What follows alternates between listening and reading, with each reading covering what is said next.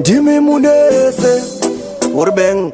kudzikisa kecho parudo kuchora rwese kana usipo andirare ndikakushaya unoita ndirware hanzi kuchengera rudo akurare kana wineni unoita ndifare bebi wangu unondiita bo ndinozosmaila ponondipinzira kako wakandimirira pagedhi repanext door kunenge kuma55 mumwe wangu usandisiya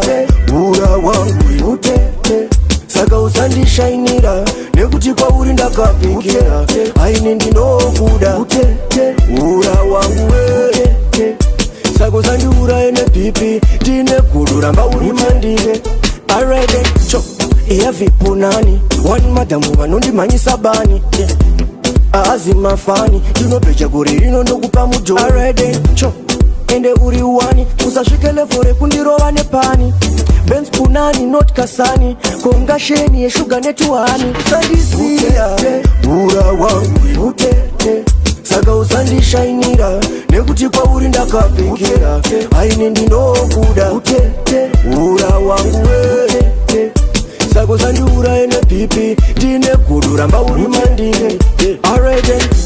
kana usipo andirare ndikakushaya unoita ndirware hanzi kuchengera rudo akurare kana wineni unoita ndifare bebi wangu unondiita bo ndinozosmaila ponondipinzira kako wakandimirira pagedhi repanext door kunenge kuma55 tapangana po usandisiya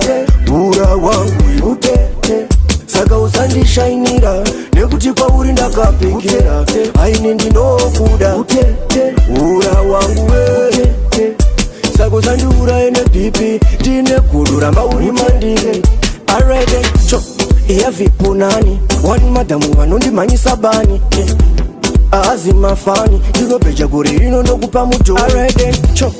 ende uri wani usasvike levhore kundirova nepani